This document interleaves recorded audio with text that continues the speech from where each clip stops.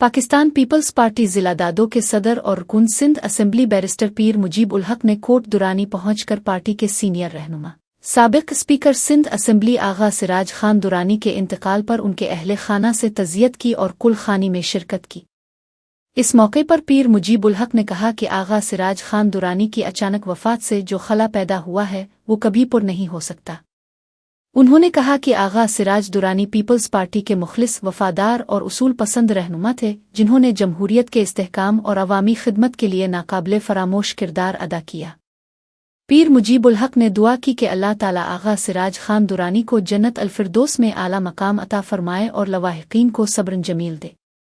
तकरीब में पार्टी के मुतअद्दिद रहनुमा शरीक हुए, जिनमें साबिक MNA doctor Talat Hussain Masoor, chairman Wajid Ali Masoor, Rais Ghulam Haider Khoso, Shamir Khan Chauhan, vice chairman municipal Dadu Khalid Hussain Mara, Riaz Ahmad ओ मोहम्मद कासिम, रईस मुदस्सिर खान जोनर, रोशन अली चांडियो, मशूक अली लगारी, हाजी लायक सोलंगी, मसूद सोलंगी, वरर ताहिर हुसैन लगारी और दीगर शामिल थे।